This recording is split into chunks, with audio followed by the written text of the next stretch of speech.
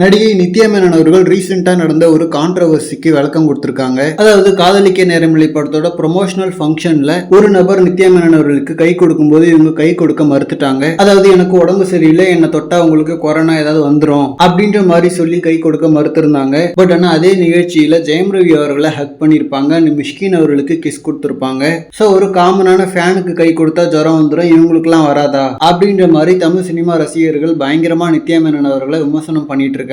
So இத பத்தி ரீசெண்டா அவங்க கிட்ட ஒரு இன்டர்வியூல கேட்டதுக்கு, நான் எதுக்கு கை கொடுக்கணும், அவர் யாருன்னு எனக்கு தெரியல அப்படின்னு சொன்ன வரைக்கும் ஓகே. ஏன்னா யாருன்னே தெரியாதவங்களுக்கு கை கொடுக்கணும்னு சொல்லிட்டு அவசியம் இல்லை. அதுவும் யாருக்கா இருந்தாலும் அவங்க கை கொடுக்கறதும் கொடுக்காம இருக்கிறதும் அது அவங்களோட சுய விருப்பம். சோ என்ன பொறுத்த வரைக்கும் அது பிரச்சனை இல்லை. பட் ஆனா கிளாரிபிகேஷன் கொடுக்கறப்போ சினிமாவை தவிர மத்த ப்ரொஃபஷன்ல இருக்கிற பெண்களை பார்த்தா நீங்க கை கொடுங்கன்னு சொல்லிட்டு கேட்பீங்களா? சோ சினிமாக்காரங்கன்னா பப்ளிக் ப்ராப்பர்ட்டி மாதிரி நினைச்சு அட்வான்டேஜ் எடுத்துக்கிறாங்க. சோ அதனால நான் கை கொடுக்கல அப்படின்னு மாதிரி சொல்லியிருக்காங்க. சோ இதை பார்க்கும்போதுதான் கொஞ்சம் தவறா தெரிஞ்சுது. ஏன்னா ரசிகர்கள் சினிமாக்காரங்களை பார்த்து கேவலமா நினைச்செல்லாம் கை கொடுக்க சொல்லல. அவங்க பார்த்த படங்கள்ல அவங்கள ரொம்ப பிடிச்சு போயிட்டு அந்த அன்புல தான் வந்து கை கொடுக்க வராங்க. ஹீரோயின்ஸை பார்த்தா மட்டும் இல்ல, ஹீரோஸை பார்த்தாலுமே ஃபேன்ஸ் வந்து கை கொடுக்க தான் ஆசைப்படுவாங்க.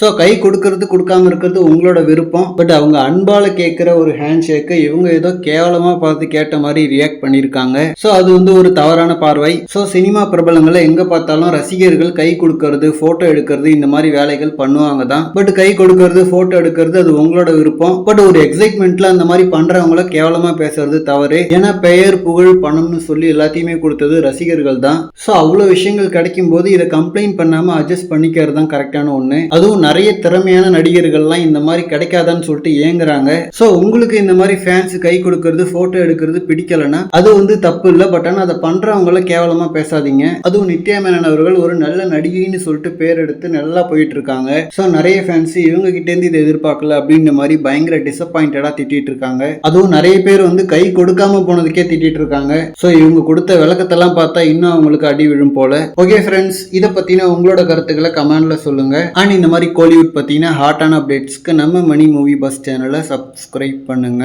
தேங்க்யூ.